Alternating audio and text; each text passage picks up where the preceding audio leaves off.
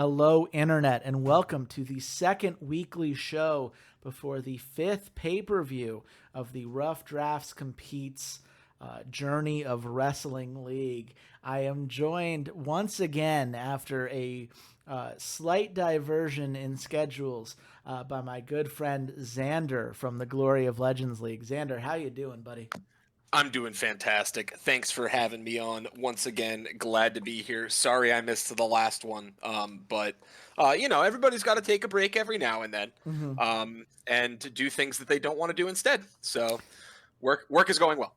Absolutely. And obviously Walter from the Stamford Wrestling Alliance did a fantastic job in your absence. I love the TriCast when we can all build that up as well. But, Absolutely. it's just the two of us tonight, and it is a weekly show with just 6 slots to it this time around. We had to make as the best show that we could with a limited amount of room. And given that, as anyone who's been following these videos knows, we judge the 3 weekly shows as a singular unit. So last week we had the first weekly show of this segment. That put me at the top. You were in second, Walter in third, and poor Eduardo having his show rocked by a hurricane, having to do his best to remain somewhat competitive. But we will move forward now. I love that reference, by the way. I'm a big Scorpions fan, so thank I, you for that. I'm happy to be here, buddy. It is the least that I could do.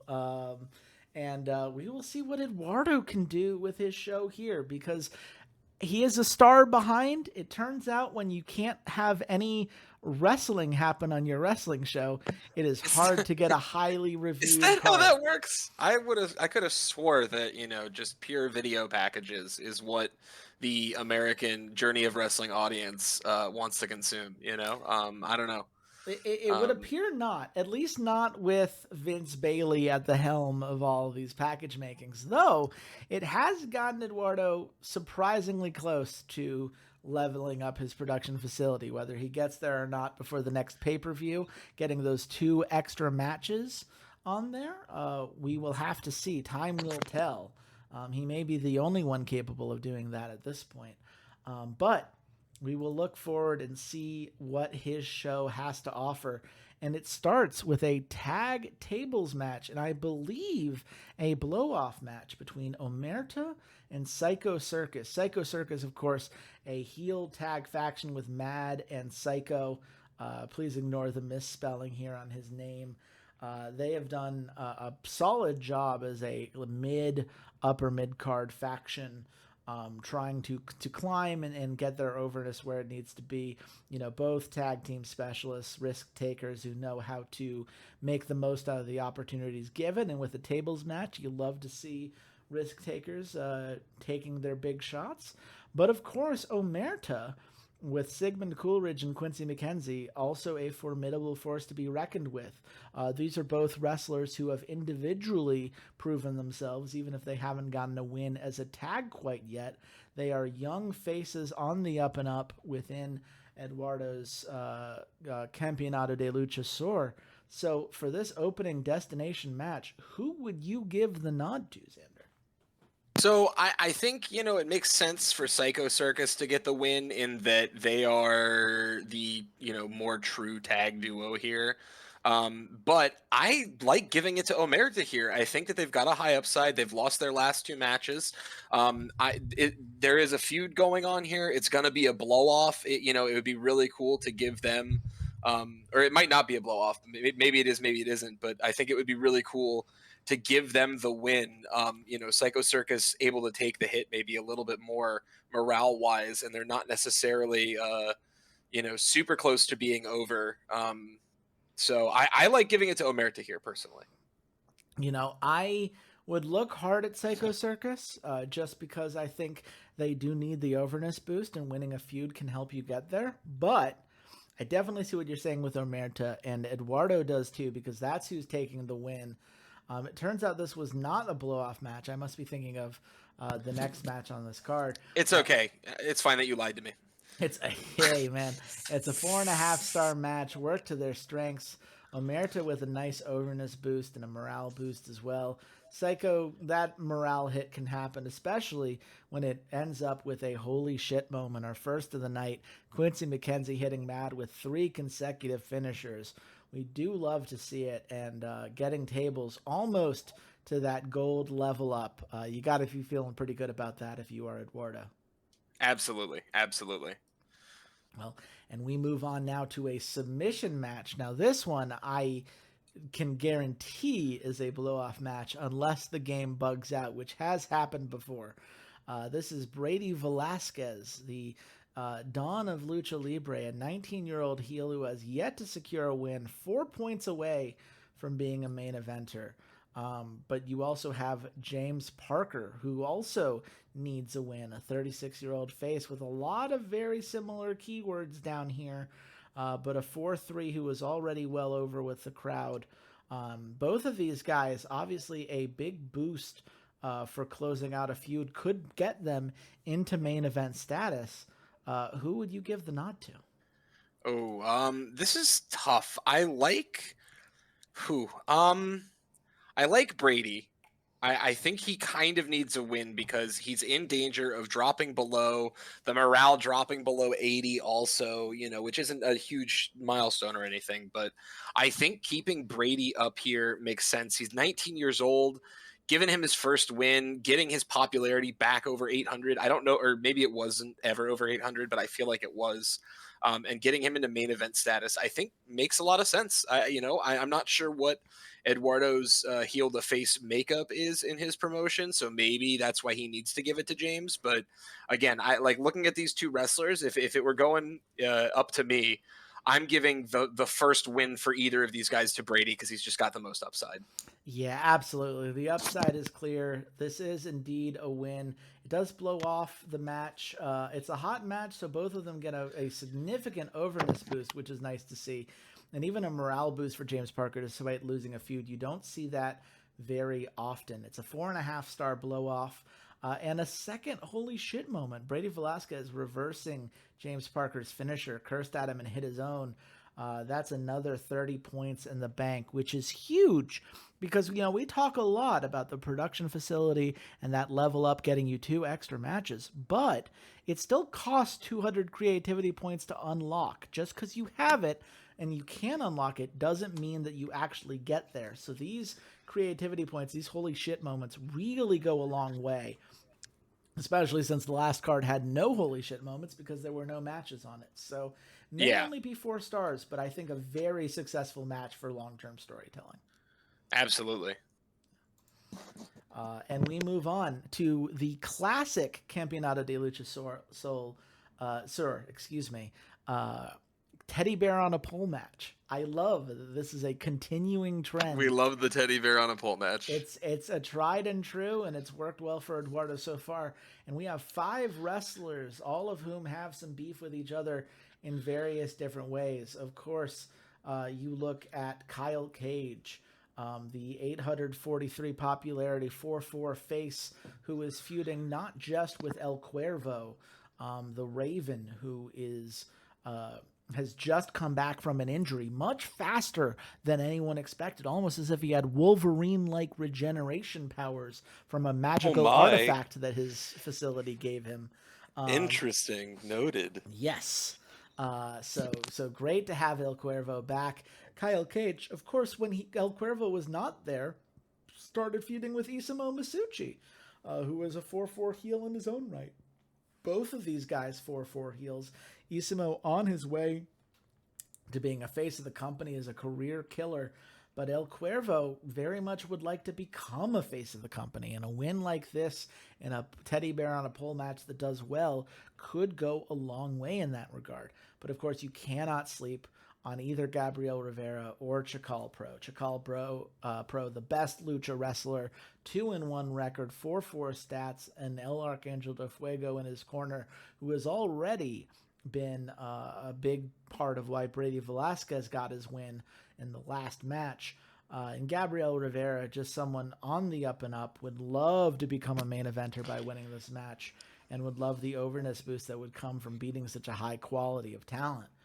But Xander, with such a stacked list of competitors, who stands out to you as the one you'd give the win to? Yeah, I mean, Isamu probably needs the win the most to stay happy, right? Like losing a match like this could really hurt that popularity. I mean, I could easily see him dropping below the popularity threshold. I mean, even winning here, he could end up suffering from some popularity. So if you're not going to give it to him, maybe give it to El Cuervo so at least it's close. You're pushing someone into that face of the company territory, but I think it's got to go to Isamu here.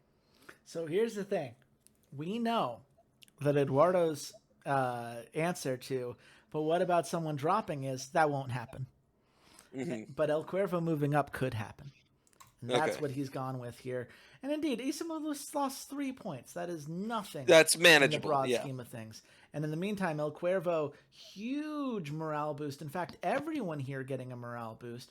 El Cuervo and Chakal Pro both getting an overness boost. You see that 4.25 star match. Gabriel Rivera and Chakal Bro, that has become a hot feud.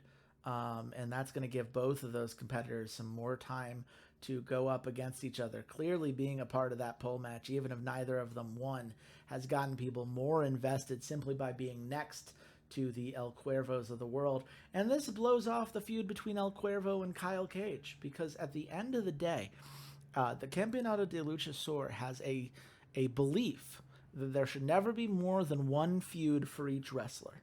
They are very much of the belief that the fans, you don't want to confuse them. You want them to have the one thing that they're focused on. And so Kyle Cage, who was feuding with Isamo, now he's free to do that. And El Cuervo is free for whatever Eduardo has planned. And you're going to have to tune into the next weekly to see what the Campeonato de Luchasaur has in mind for El Cuervo. Someone who, if he can keep this up, will start his journey to becoming a face of the company, which is an incredible journey given that he was injured not long ago. A big win for him. Absolutely. Makes a lot of sense. Again, I was worried, of course, if he loses that match to someone too far, but giving it to El Cuervo's not too far down. There's a Mm-hmm. big feud blow off, so I understand why it worked out the way it did. Absolutely. But now we have another match between two people, both of whom would love to become main eventers. And I do believe there's a chance that this is a blow off match as well between Razor Jackson and Kenneth King. Razor Jackson, 792 popularity, a 3-2 with 72 overness, would love the benefit of an overness boost from winning a big match here. He is a big match specialist. He knows how to take risks. He knows how to enhance the likelihood of a holy shit moment. But of course, Kenneth King, nothing to sneeze at. The 31-year-old heel, a 4-3 already over with the crowd. Someone who, if given the opportunity, could really do a lot of good work as a main eventer. And someone who has yet to get his first win. Razor Jackson, he's 2-4. He's had a lot of ups and downs. Kenneth King has not had as many opportunities as a solo competitor, and could obviously would benefit from a nice push there. Who do you think got the win here? Yeah. Man, it's rough because I know Eduardo's been pushing Razor Jackson a little bit, but then now he's 0-2 recently. Though I know he got his or he's 0-1, but I know he got 2 wins like right before that.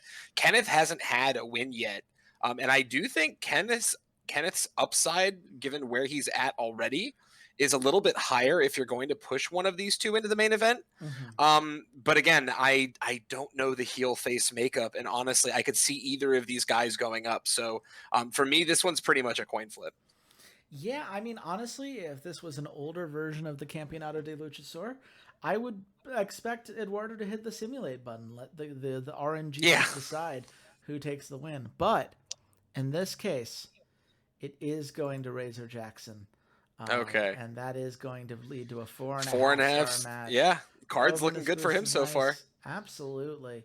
Um, And and another holy shit moment. yeah, I was totally wrong about this being a blow off. So oopsie Okay. poopsie on that front. It's all right. You've just lied to me about that twice tonight. It's fine. Yeah, this is actually a feud starter between these two, so I could not have been more wrong. I literally, it would have been impossible to be more incorrect than I was. So I guess maybe just not acknowledging that there's a feud at all, which would be visible on your screen, would be the only thing that you could possibly do more wrong, but that's uh-huh. okay. But look at this, a holy shit moment. Razor Jackson spitting in Kenneth the King's face when he asked for a handshake.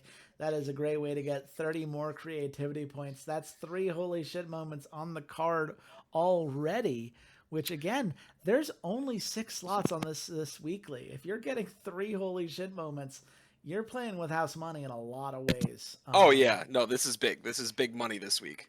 And Razor Eh, Jackson getting the extra overness boost there is huge. yeah. Yeah, no, this is great. I mean, good stuff. Really good stuff for Eduardo's card here. Yeah. It would have Got 2 been more matches. it would have been very easy to say, fuck it, we're just going to do a bunch of packages, we're just going to unlock things. Doesn't matter anymore because we don't judge based on overall stars, we judge based on each individual set, at least for now. Yeah.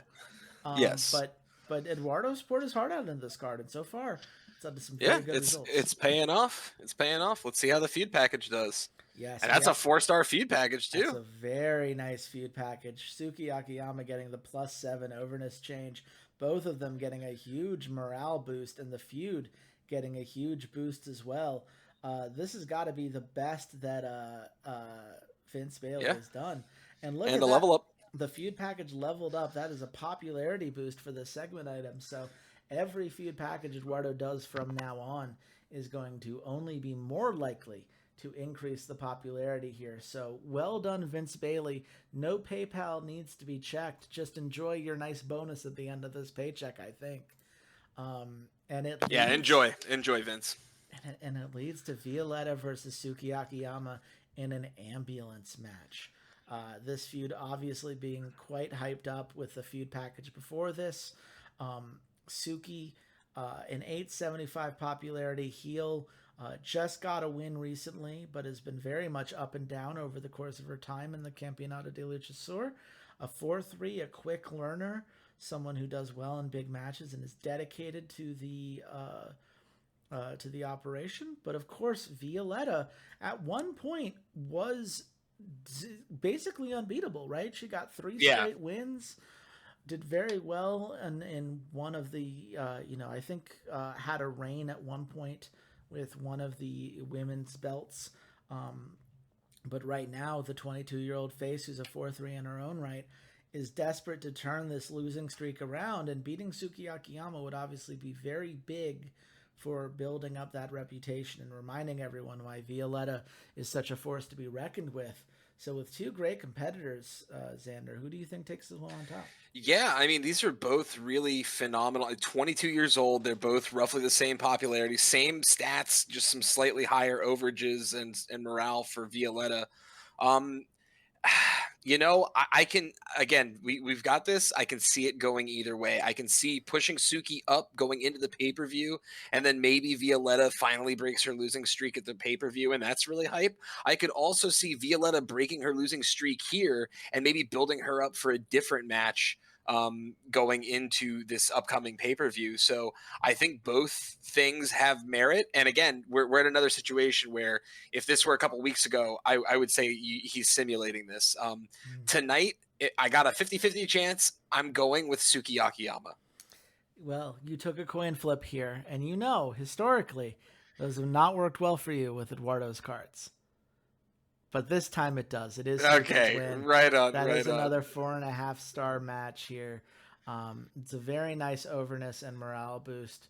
No holy shit moment, but a nice amount of experience for the Yeah. ambulance matches here. Very clearly getting that going. And most importantly, the feud between Violetta and Suki has gone hot, which Yep. increases both of their overness and gives more room for the 2 of these wrestlers to go back and forth with each other. The crowd wants more, and that's something you can get when you have such a nice feud package, right? What this ultimately means, it's a 4-star thing that's being dropped. It's a 4.5-star that gets doubled, and it turns out that leads to a 4.5-star. Yep, absolutely. So that brings Eduardo's total to 8. I think the glass half empty view is like, man, What a shame that I had to throw away last week when a 4.5 star would be so powerful right now. On the Hmm. other hand, if your competitors ever slip up, a 4.5 star card is exactly what you need to put Yeah, yourself back at the claw competition. yourself back from a 1 star deficit for sure. I Hmm. mean, it's substantial. And to do so with no title match, right? This was a Yeah, relatively no, cheap this card. is a great card. I mean, he got a ton of holy shit moments. He pushed narratives. He pushed overnesses. This was a phenomenal card from Eduardo. Yeah, very well done. But you know who else is looking for a phenomenal card here? Would be The Sanford Wrestling Alliance. yes, Stamford Wrestling Alliance. Walter very much got hit hard by the most controversial low roll I think this game has ever given. A I've battle never right. seen anything like it. That battle royale was absolutely bananas. It's insane. And Walter always says, like, don't pity me whenever I bring stuff like this up, which is fair. He doesn't need my pity, and I'm not trying to give it to him. But I do want to ask the developers of this game if three different wrestlers are getting over as a result of the match and two feuds are going hot as a result of the match, how is that possibly 3.5 stars? In what fucking galaxy does that make sense? I'm not like I try not to criticize the dev. It's obviously it's a an indie game. It's text based sim. Like the fact that it's still being worked on and developed as much as it is a testament to a lot of care. But what the fuck, man? That's just Listen, I won't patronize him. I will say it's one of the funniest things I've ever seen, and I'm glad it happened to him and not me. mm, And that's what I'll say. that's Uh, certainly fair. Well, let's see if this show can make up for the bad luck that he got last time around. And it starts with a fatal four-way between Chase, the 842 popularity 21-year-old face, someone who for a while there, despite being a 4-4 and clearly getting over with the fans, right, was always thrown into trios matches just to lose, right? He was someone that Walter wanted to beat up on the yeah, game's representation of me, which, fair. The game's been kinder to me than it has been to him, and as someone who does this podcast, the Rough Drafts podcast, with me, that the whole Compete series is named after, I get it. Chase is the fact that Chase has won a match at all is a huge benefit after that battle royale. But of course, now he is surrounded by people that do not care for him. We are talking Alexander Palmer, the 4-4 30-year-old heel who is just 18 points away from becoming a main eventer in his own right. We have Eddie Davis, the 18-year-old heel who would love to use this win. He's only at 80 overness right now, a 4-3 who would love to break this 3-match loss streak that he is on. And how can we forget Drew King, the king of the kingdom, a 4-4 heel who believes that he deserves a title shot, who believes that he deserves to be at a higher echelon of competition than what he has been set out to do. So, with Chase going up against three very talented heels, Xander, who do you think comes out on top? oof, oof. I'm gonna guess anyone but Chase. I don't think Chase wins. I think Chase is losing this week. I think Drew King seems like the most likely target to give a win because he's got a lot of upside becoming a face of the company status level wrestler. I think Eddie Davis with Assassino, of course, also is one that you can push up to becoming a main eventer, keep his overness over 80% guaranteedly. That one I could see as a really big positive here, too, especially if Drew King getting promoted isn't a big deal. Alexander Palmer's a great wrestler. I don't know that pushing him individually here has the most value. They're all heels. He can take the biggest hit and be fine. So given that I don't believe it's going to be Chase, I think it's a pick between Drew King and Eddie Davis and who you want to push up more. If I'm choosing between those two, I'm personally giving it to Eddie Davis here. I think he's got a high upside. Winning this match would be huge for him. It would make him a main eventer. It would probably push his morale up. It would push his overness up. And that's what I'm going with. See, it's funny that you say, because I look at Alexander Palmer, it's like, well, he's a 4-4. I want a 4-4 in my main event. So I like him maybe even a little bit more than Eddie Davis here. But here's the thing, you made a very dangerous assumption, my friend, which is that there's no way that Chase can win Oh this fatal no. four-way steel cage match. And I think, maybe Walter recognizes that that Chase can play a higher, role in this company than he initially thought. And look at the overness and morale boost. It's a hot feud between the lads and the My kingdom. mistake. My mistake. A hot match. I mean, look at all these overness boosts for everybody. Look at the morale boosts and the Yeah. popularity boosts for Well, and it's everybody. big for Eddie Davis. So Yes, and I mean, what a win for Chase. I mean, 52 popularity. Sure, it's only a 4-star match, and that's lower than obviously Walter would like, but it certainly gets the steel cage very close to leveling up. Perhaps we'll see another steel cage match later on in this card. But as Chase, the kind of surrogate character being represented in here, I'm just so happy to be able to get a win. I love that Walter is using me to get some positive things, and I'm sure nothing negative can happen from that. But wait, hold on, I'm seeing definitely not. Oh. Assassino outside the ring, and he Oh. seems to be waving me down. And let me, I, my head. What's happening? I'm being carried away. I'm being kidnapped by Eddie Davis. What is happening to me? I have some masked people have forced Chase into a car and abducted him. And it seems to be Eddie Davis and Assassino. Oh no, I've been kidnapped. Oh my God. That's wild. That's That's so wild. how. I mean, That's Walter. almost a 5-star producer focused production because of a kidnapping. I love it. I love it so much. Walter, how could you? I mean, yes, it did give you a 21-point boost to the Eddie Davis Chase feud. And yes, both wrestlers are now more over and higher morale because of it. But I just got clonked on the head and kidnapped backstage.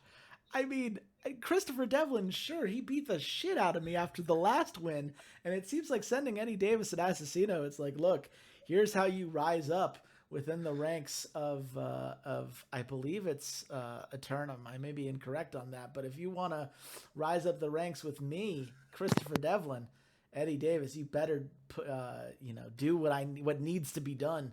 And we'll have to see what happens to Chase because he has been taken away to who knows where. That's amazing. I love that so much. God, wow. I hope Chase is okay. It's a thing I hope Chase is okay too. it's a thing I hope for myself on a daily basis, but especially after being kidnapped. Oh my goodness. Well, somehow the show's going to go on after that. I really feel like they should pause the Stanford Wrestling Alliance to get to the bottom of what just happened to one of their competitors that's on the rise, but they're just going to move forward with the show. And it is Craig Opley versus Kenzo Nai in a street fight match. I believe this is a new feud that is starting here. Kenzo Nai, of course, the inner core. He's been on a 4-match loss streak recently, but he is a 4-4, 28-year-old heel who would love to, when paired with Talia Adler, really remind people why Made in Japan is such a force to be reckoned with within this company. But of course, there is Craig Opley, someone who was on his way to being a face of the company, but the loss that he took in a recent match bumped him underneath the popularity threshold. He needs to fight his way back with a big win. And as a 25-year-old 4-4 face, this is the opportunity to do it. Of course, heels tend to do better in street fights. So with two incredible competitors here, who do you think Walter gave the edge to? I think it needs to go to Craig Opley. Mm. I think you give it to the face here. You continue building him up. He did drop below that threshold. But I think it makes the most sense to give it to Craig here. Yeah, I mean, look, I like Kenzo Nai. I think that at some point that loss streak needs to be broken. But Craig was en route to being a face of the company. And Walter agrees with us. You got to give him a chance to get back there. And that's a 4.5-star match. You'll love to see that. Some smooth performances. Craig Opley only getting hotter. with the fans and a morale boost as well. Kenzo Nai is perfectly comfortable. Craig Opley's Rich Boy gimmick seems to have progressed, so that's nice. Street Fight was already a gold, and this feud has gotten to a really nice starting space. So plenty of room to build between Craig Opley and Kenzo Nai moving forward. This is not the last that we have seen of these two competitors. This does not quite get Craig Opley back in the face of the company status, but we will have to But see. he's in striking range. Yeah, I mean, he's in striking range, hardcore now, regardless of what kind of match you put him in, as long as he's getting another dub. Yeah, well, and that's the thing is, does Craig Opley prove that he deserves it, right? You know, he's known as the rich boy in this company, but is there more to him than just being a rich boy? Or is he just resting on this idea that he deserves these wins? This is a great start. We'll see if he can keep it up. But we move on now to the Mildred S. Robinson Cup Championship between Brooklyn Cambrille and Nora Nunes. Brooklyn Cambrille, the supreme deity, the 26-year-old face, a 4-3 who has successfully defended the cup once already, but someone who would love to prove that this is here to stay. And Nora Nunes, someone who feuded with Brooklyn Cambrille before she took on the belt. Someone who's like, hey, you can't forget about me. You're not better than me just because you've climbed up the rankings here. I'm still the goddess. I am still someone to be taken seriously. Please ignore the last 4 losses that I've taken.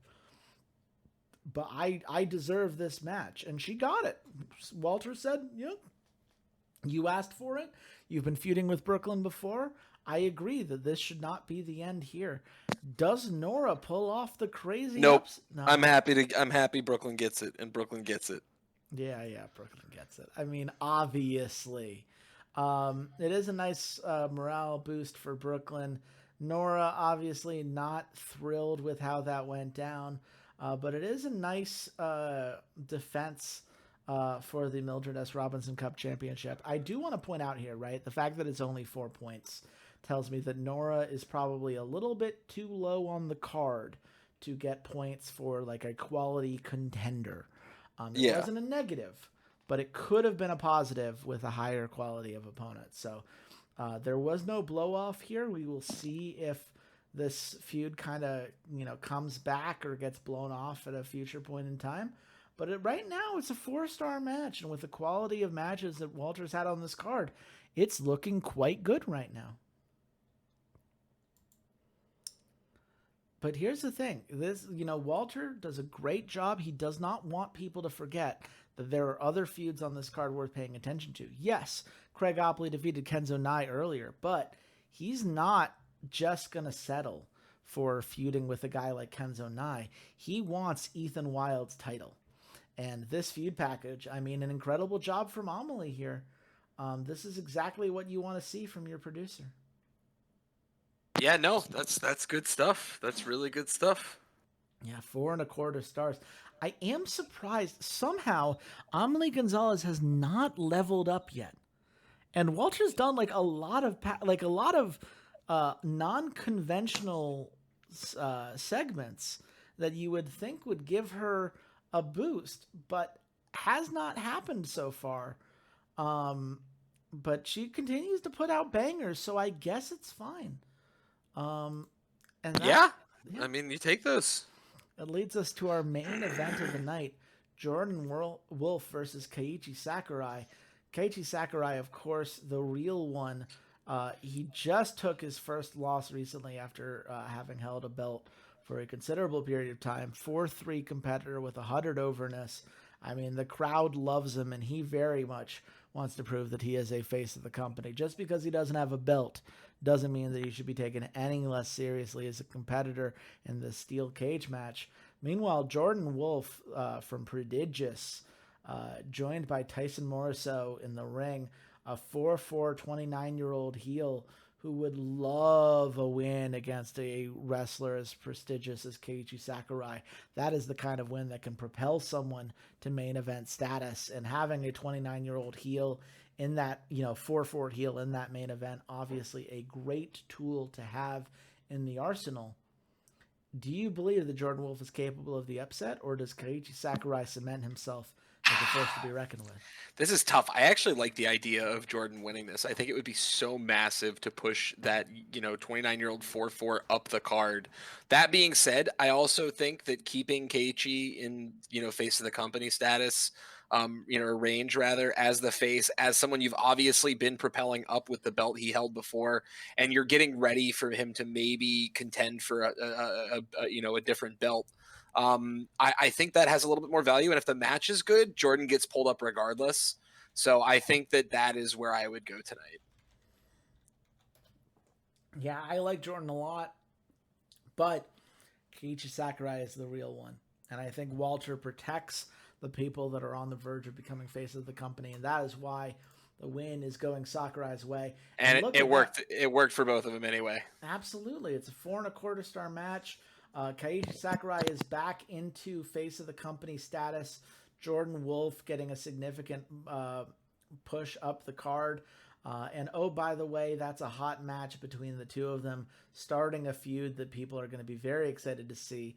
Walter obviously is going to be a little frustrated that the steel cage match is That's a bit of a bummer. 3 experience away from leveling up, but it is going to get there eventually. And I think Walter's going to be very happy to see a 4.5-star card. There you fucking go, Walter. Well done.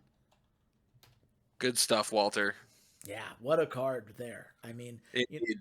I was talking to Walter, right before the podcast when we were putting this weekly together. He's like, look, I'm trying, man. I'm trying to play the game. I'm trying to catch up and prove that my company can put together some really great shows. And this is how you fucking do it. So, for real. Absolutely. Well, Xander, we've seen 2 4.5-star cards already tonight. What can fans expect from Glory of Legends as we head into tonight's weekly? Yeah, so listen, this is a competitive week. This week is already shaping up to be super competitive. Fortunately, I think our card tonight is pretty competitive. I will say I think there's some feuds that are going on tonight. You are going to see an end of the Empire match. You're going to see a big headhunting match continue. And of course, Eric and Alex throwing down for the men's heavyweight title. This card is pretty action packed. And unlike, I guess, our last 4 or 5 cards, this one is basically only upper mid card plus. We've had a lot of lower end folks come out and perform for us the last several weeks, but this one is a highlight of some top talent. Absolutely. Well, let's see how this top talent performs when the pressure is on tonight. And it starts with a tables match between Wijaya and Regan Awesome. How did this match come together? Yeah, so Wijaya and Regan are 2 folks in this upper end of the spectrum here. Wijaya obviously being sponsors managed by Krieger. And they're both pretty young, they're both really talented. Regan obviously someone that was formerly in Brigantia, or in Band of Brigands rather, and now is not really just doing his solo stuff, trying to make his own way. And then Wijaya, of course, someone who has taken I almost said immeasurable, but it's 6 losses, but a wealth of losses, really being a part of some massive cards. I mean, Wijaya was in some battle royales. Wijaya was in a couple of huge matches with Burn It All Down, that he wasn't able to come out on top. So Wijaya here, the Dark One, trying to get himself into the main event status, and really cement himself as another person that could potentially be a lieutenant for Burn It All Down. And they've got it going on, because Regan wants to prove himself against someone in what is considered right now to be the most destructive faction, and Wijaya trying to show off in front of Krieger and say, hey, listen, I'm the real deal. I know I haven't gotten the win yet, but there's a reason why you guys brought me into this organization, and why you guys think I can go up against Conquest or Death and For the People, and I'm going to show you tonight with someone like Regan Awesome. Yeah, I mean, you got to think Krieger's thinking, fool me once, shame on you. Fool me twice, shame on me. Fool me 6 times, and I really need to start thinking about who I'm managing. But I mean, there's a reason that Wajaya, like the 100 morale, the 95 overness, what it tells you is that regardless of whether he's winning or losing, he is able to put on a great match and get the fans invested and engaged. And there's a lot to be said for that. Now, I will say, I think from my perspective, getting Wijaya a win is huge because if someone drops to 0-7, I think at some point it starts to matter that the losses are coming in. But I personally, having taken Regan Awesome in my own personal league, am very biased towards the 19-year-old 4-4 face that could very easily be the future of the company if given some love. So, which of these two competitors did you give the win to today? I don't remember, to be perfectly honest with you. So I'm as You curious as you are in the fans. you gave it to Regan Awesome, my friend. Okay, I'm glad to hear it. That's who I would have given the win to if you Yeah. asked me again. It's a 4.25 star match. It's a nice hot match, boosting both of their overness, and it's leveling up the tables, which is great to see. And the fun part about this, right? This gets Regan Awesome into the main eventer status, which is huge for him. Yep. Yep. Really propels him there. And Wajaya still getting a nice popularity boost. Obviously, not as much of one, but it's the fans clearly saying, like, look, we believe in the Dark One. We believe in what he is selling us. We believe that he does have these magical powers. And sure, it hasn't worked out yet. But when it does, woo lads, is that going to be It's an going to be incredible crazy. performance? Yep. So Yep. I will watch on eagerly to see when Wijaya finally gets his win. But for now, Regan Awesome continues to be awesome. And we love to see that. Yes. I But will say there's a lot in store for Regan Awesome too, so keep your eyes peeled on that guy. absolutely. But right now, we got to keep our eyes peeled on a headhunting feud between Kaiman Nomura and Carson Gold. These are both faces. And you don't see a lot of face versus face feuds in our leagues, if only because I think all of our competitors have a little bit of a bias towards heels at the end of the day. But tell us about this match and the kind of headhunting stakes that these two wrestlers face. Yeah, so I mean, listen, Kaiman Nomura, obviously someone that folks have seen a lot in some really high profile matches.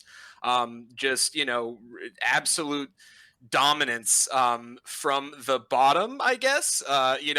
He's usually the third guy in the big matches, right? If there's five guys, six guys, he's the third guy. So he's always putting on a big show. He's always having a good showing. It's just usually not enough to beat a hang time or to overcome Executioner Goro, for example, right? He's just on the outside of that.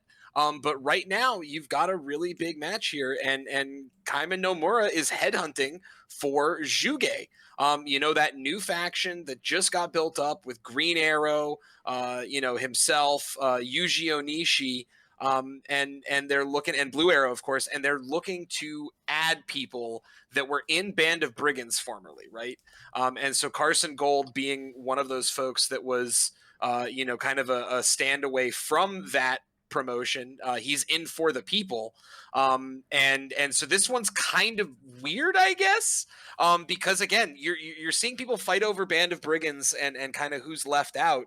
But Carson Gold is just a guy in for the people that, the folks really want to see come over to Juge because it would be a big steal. Simultaneously, of course, Carson doing his best to remain strong, remain true, and take what is arguably the strongest member of Juge out of that new organization and pull him over. Absolutely. And I mean, look, Carson Gold, he won a couple battle royales early, really established himself as a competitor to beat. He's a confident big shot, but he's backed that up in the ring in the past. But Kaiman Nomura, he's someone that I think, despite some losses, has proven with a recent win that he is a force to be reckoned with and someone that should not be underestimated. Xander, do you remember who you picked to win this match?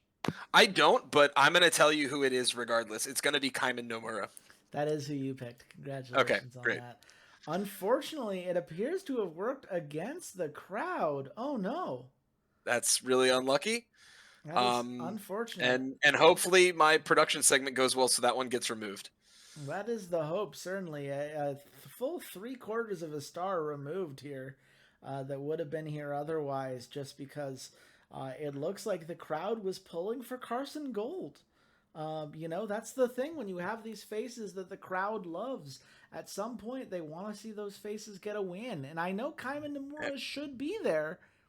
I honestly am Yep, surprised to see it work against the crowd that hard, but the street it fight clearly didn't happens. help. Yeah, Yep, yeah, it happens. It happens. That's okay. it does. Well, and you know what else happens? Is a triple threat tables match between Skullface, Jay Avalon, and Vince Rivera. We've got 3 4-4s here, all of whom would love to prove themselves. Tell us how this match came together. Yeah, so I mean, Vince has been feuding with a lot of folks from when he was holding the Triple Glory belt, right? And he did just lose that after going on a 3-0 tear in the promotion, so he is trying to figure out what his next moves are, and right now he's got feuds going on with Skull and Jay. Jay, a guy who again has been in a lot of high profile matches, hasn't been able to get a win yet. Someone that's been consistently wrestling with top talent and just can't pull that off, is looking to change that over here as the face in this one. And then you have Skullface, who has also been in a couple high profile matches. Folks don't really know what to expect from that guy, because he's two of his matches were battle royales. So he's only really been seen in a solos match the one time. And it was kind of as like a fourth or fifth man, with some hang times in there, and there was a lot going on. So this is really taking a few guys, and demonstrating that, hey, we all have solo talent, we're all main event ready, we're all ready to make moves up the card, and do things here that demonstrate our value. Vince, of course, wants to make that push not just to the main event, but he wants to go to face of the company status. Yeah. He's got Krieger there with him, and he's trying to go to the moon. But he's got to move through these main event contenders here, and do kind of do it without the belt behind him. Now he's got to demonstrate his value on his own, which when he started in this promotion was really difficult. And so here we are. It is huge. You look at Vince, right, and you talk about that 3-match win streak. He has propelled himself fully up the card. When he and Jay Avalon started feuding, they were right next to each other. Yep. But Vince really proved himself in a short period of time. And, Jay is feuded against both of these people, right? And yeah. I will say, personal bias here, I had Jay Avalon in my side league. I love Jay Avalon. He's a 4-4 face that could really use a win right now. But if my notes are correct, you've gone in a different direction, my friend. I have, and it's going to Skullface.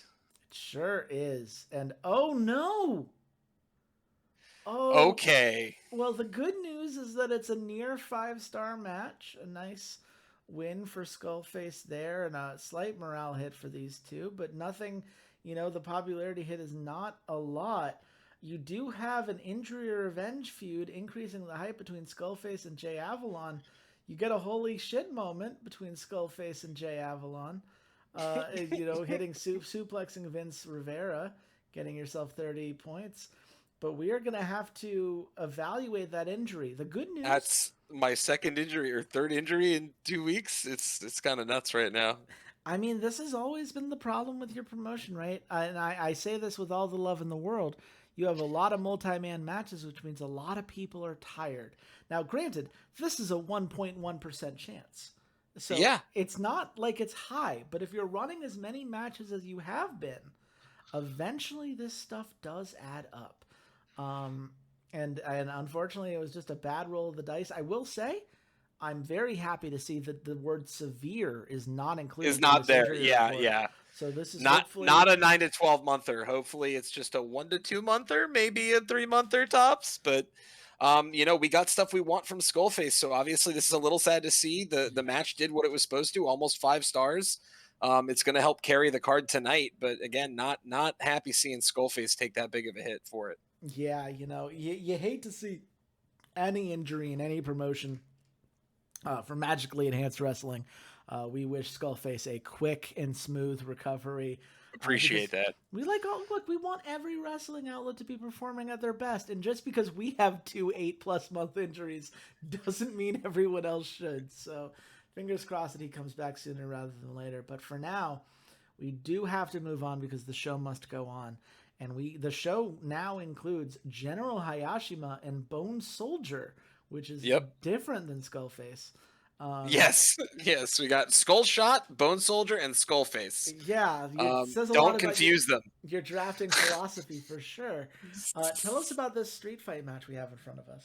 Yeah, I mean, General Hayashima has actually been positioning himself, as a burn it all down member that is very important and impactful. Has been the special referee, has kind of been there for a lot of his teammates, but as you can see, is not collecting a lot of wins himself, and he's looking to sort of shift that over.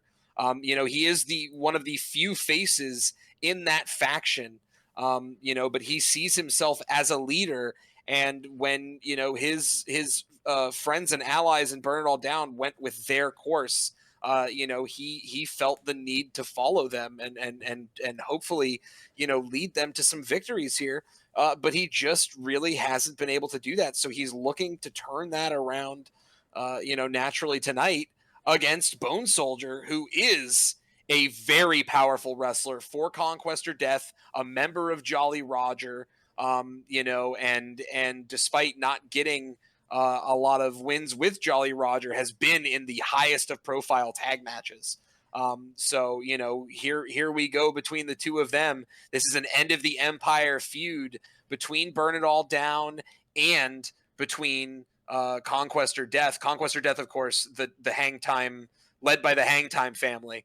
And so General Hayashima here, again, really looking to cement himself and say, you know what? I know I haven't been able to get the dub, but tonight the Empire is on the line, and I want to take down Conquest or Death. And Bone Soldier looking to bat that down. Absolutely. Well, I mean, honestly, I look at this card, right? And General Hayashima, he needs a win. At some point, Yep. you need to give that guy a W. You don't want him falling to the upper mid card from a main event status. But he's also got 100 morale. And in all reality, right, Bone Soldier is a 4-4, General Hayashima is a 4-3. And as much as I like General Hayashima and what role he serves from a narrative perspective, it does feel like Bone Soldier gives you a little bit more to play with, especially if you start playing around with some segments later on down the line. Do you remember which direction you went with, my friend? I don't, but I think it was Bone Soldier. It was Bone Soldier indeed. It was, yes, because Conquest or Death, not to be beaten twice in one night. Yes.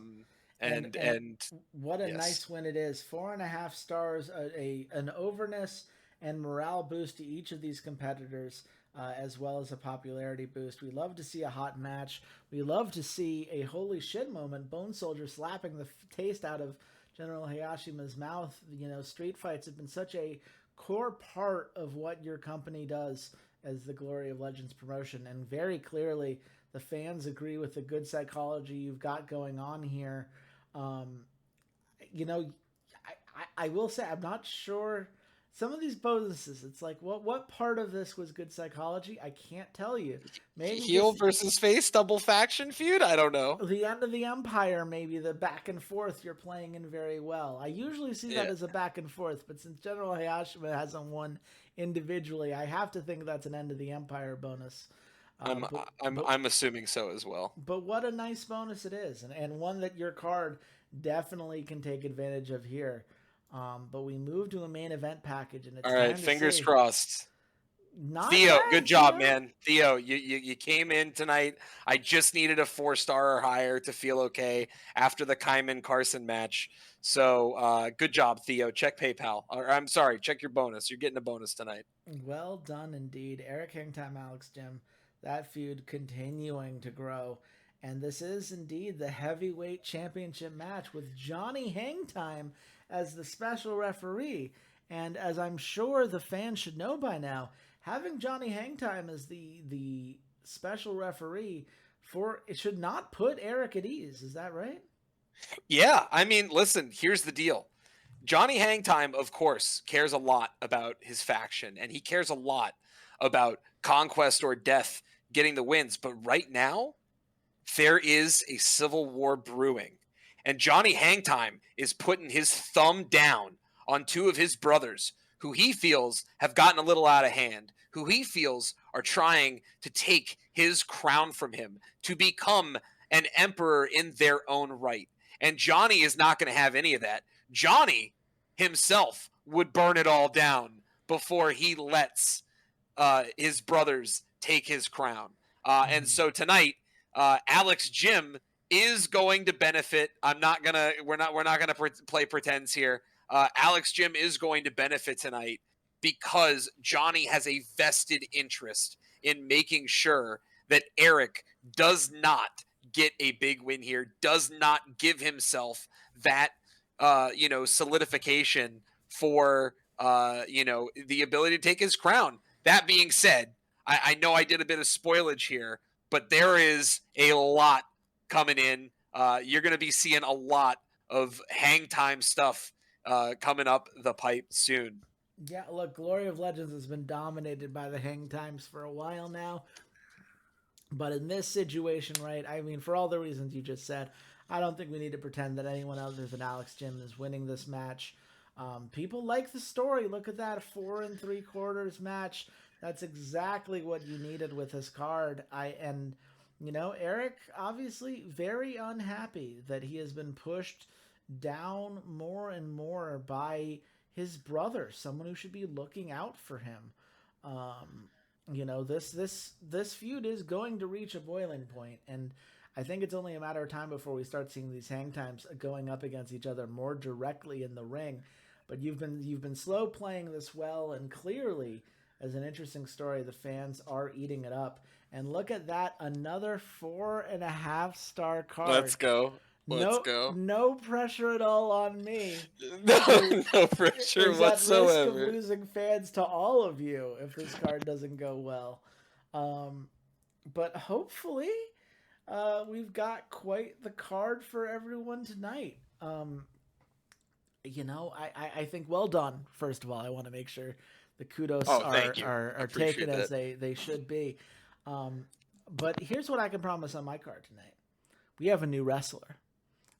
Arsenico. We signed. We spent arguably too many creativity points to bring in to the Magically Enhanced Wrestling promotion, given that we're still going to try to pay for the production increase before the next pay-per-view.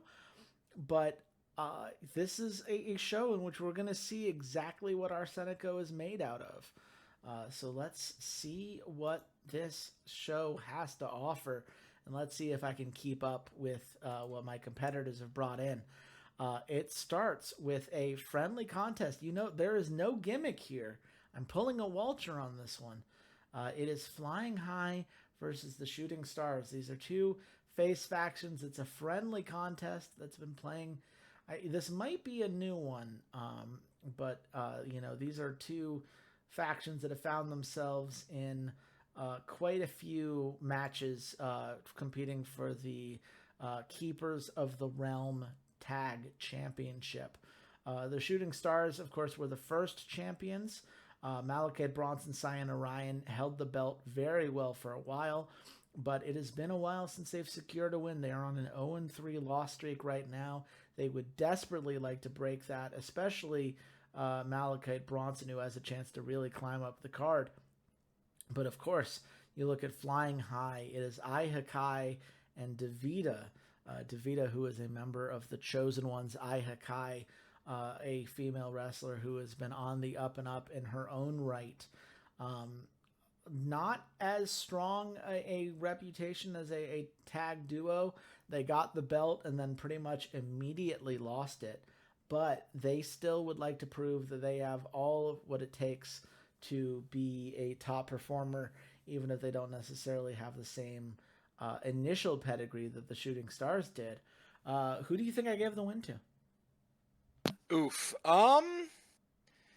This one's kind of tough.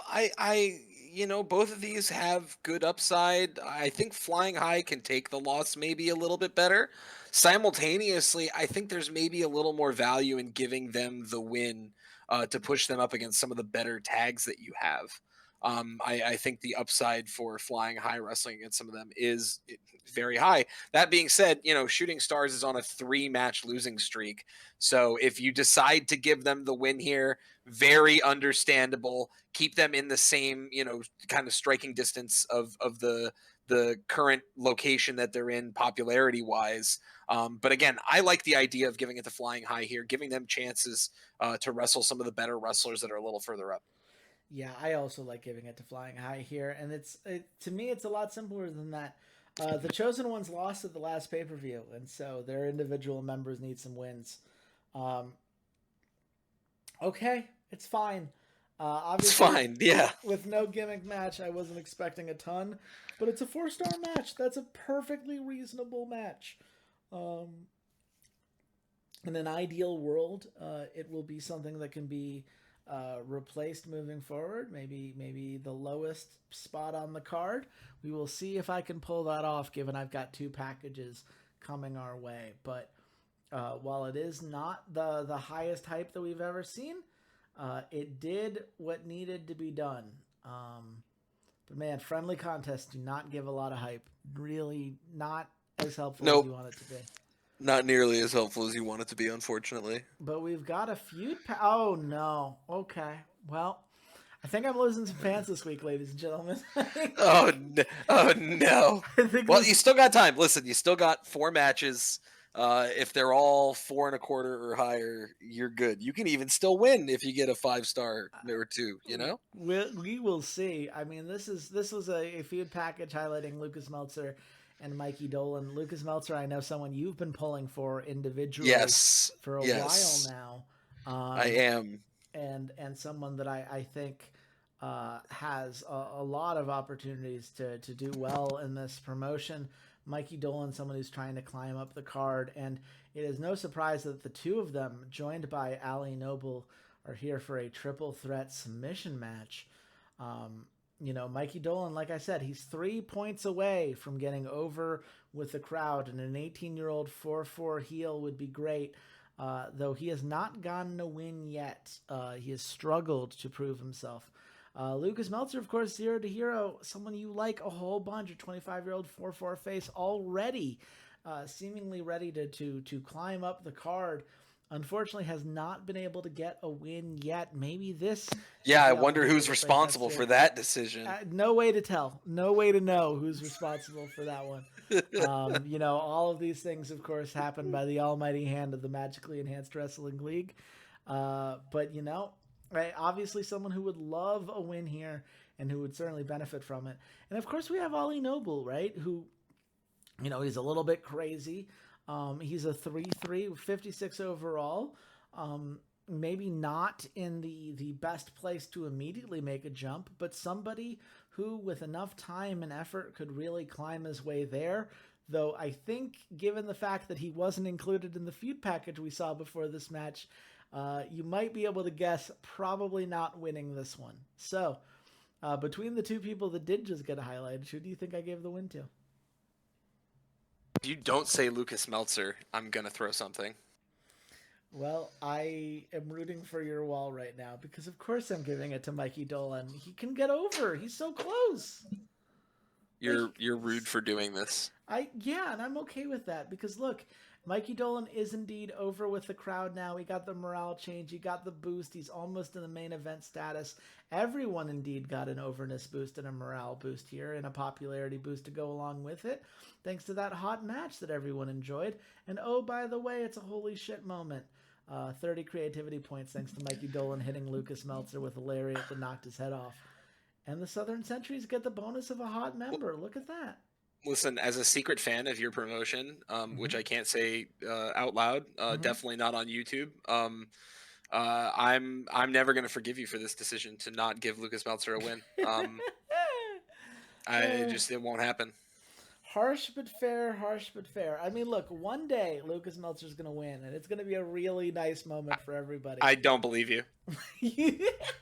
You think he's gonna be like 0-30 for my promotion a year I from think now? you're gonna give me a run for my money with some of my like 0-10 wrestlers, and Lucas Meltzer's going 0-30, and just because you're gonna keep giving him good matches, that's what you'll tell me why it's okay. You'll be like, listen, Lucas Meltzer fans, it's fine because he's still gonna be 95% over with 98% morale. 100% At morale, at yeah. at 0-30, yeah, He's so whatever, happy. Yeah, it's going great. whatever. I don't see your concern. I, Look, Mikey, he's good for Mikey. getting over. I'm a big Mikey Dolan fan, I but hate the people who run this promotion. They're the worst. that's fair. We look now to a street fight match, and here's the thing: last week we saw Judgment Day. Obviously, River Dannenberg, as you all know, betrayed the Northern Nightmare. Revealed himself to be a spy for the Southern Sentries. And last week, the Northern Nightmare sent both of their best competitors, No Bullshit and Highway Robbery, to take Judgment Day out. And against both of those forces, Judgment Day was not able to secure a win. But this week, they seem to have caught Highway Robbery sleeping. It is just No Bullshit here in this street fight match, a match that No Bullshit not prepared for necessarily. Vance Porter, Hideo, of course, great competitors in their own right. Each of them are 4-4s, but River Dannenberg and Bryce Dannenberg, the brothers, would love to prove that Judgment Day is a force to be reckoned with. Do you think they have finally found their opportunity to secure? I think Judgment Day take it here. I think they got that steel chair ready to go. And River Dannenberg, after taking the two-way beatdown last week, ready to get some one-on-one, if you will, tag team orientation revenge. And I think Judgment Day take the win here. Absolutely, they do. And it turns out, look at that, it's a near 5-star match. Nice overness boost for Judgment Day. No Bullshit, obviously not thrilled to lose the match, but ultimately, this helps set up Judgment Day as a legitimate contender within the tag division. No Bullshit will need a win at one point. They're on a 5-loss streak, and they're going to need to take out their aggression on somebody. But Judgment Day, when they're not getting ganged up on, they've got some incredible talents on there. And oh, by the way, a holy shit moment thanks to Bryce Dannenberg slapping the taste out of Hideo Dato's mouth. We do love to see these holy shit moments because I desperately need the funds. Oh man, do I need the funds. But I told you we have a new wrestler here. Arsenico. Our debut for the new superstar. And a 4.25 star package is what we needed. Gus hooks it up. Yep, Gus hooks it up. Good job, Gus. Arsenico starting to get over with the fans with that boost. Certainly a nice debut boost for a new competitor. It's something we always like to see. But this is quite the match we have in front of us. It is an elimination match. Because here's the thing. As we all know, the Magically Enhanced Wrestling League is dominated by 6 factions. And each of them came up to Arsenico and said, hey, we want you to join our faction.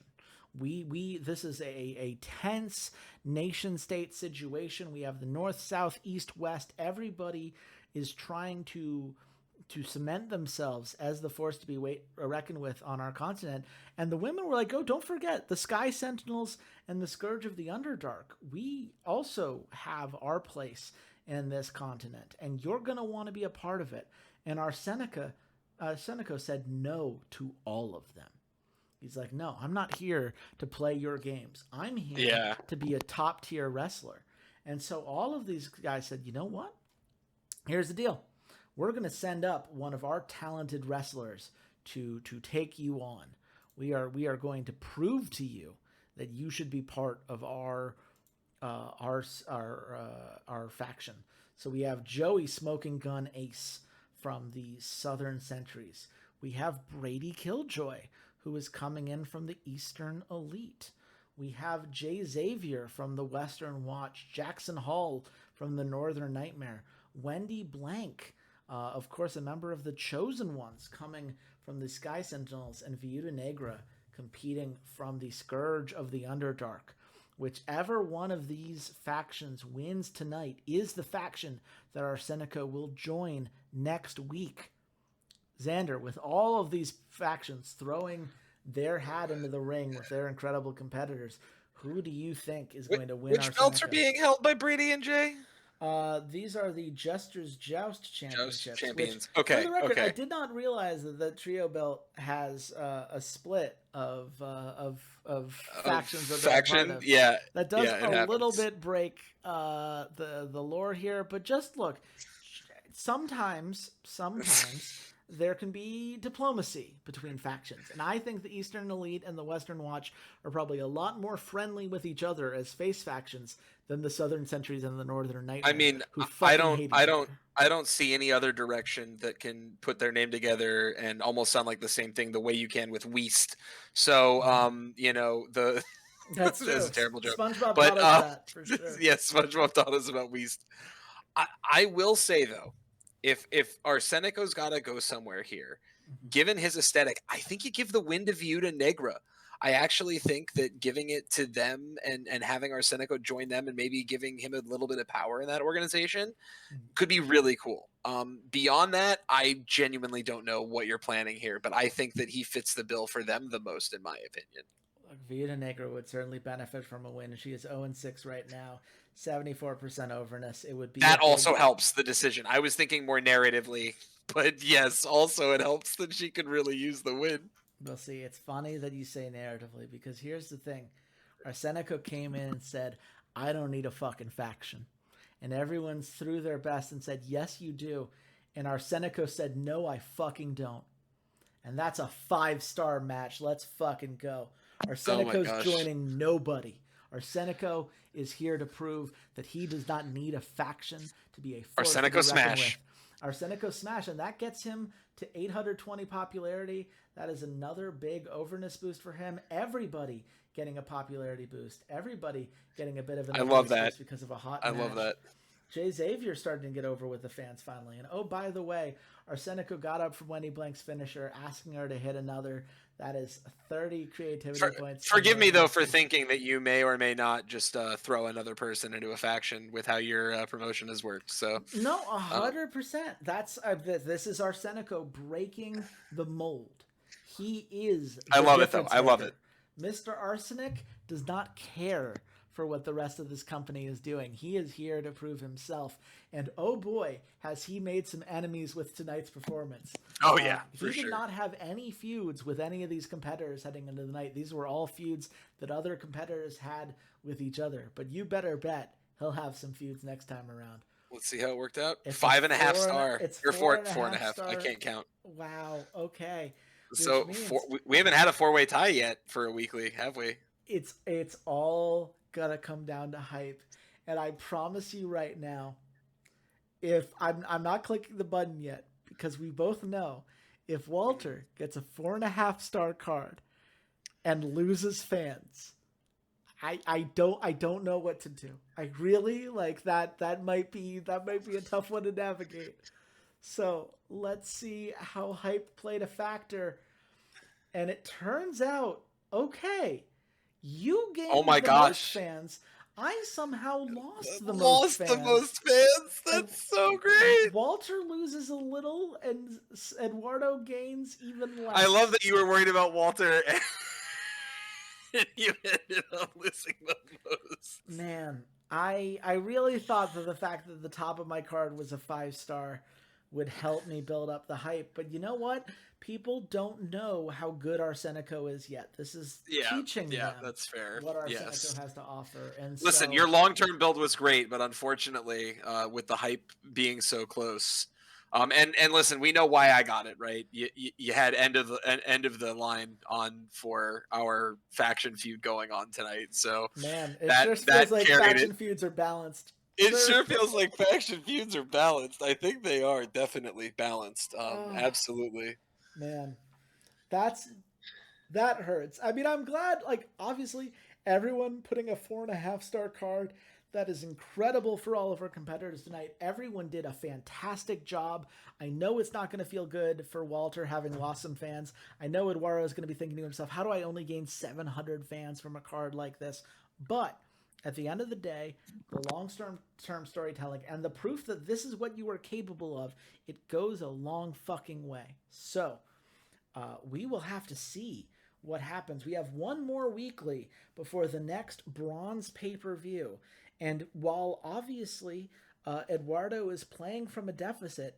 It is still anybody's game. One more strong weekly can go such a long way as we head into this pay-per-view. And with points on the line, you're not going to want to miss it. So stay tuned to this YouTube channel.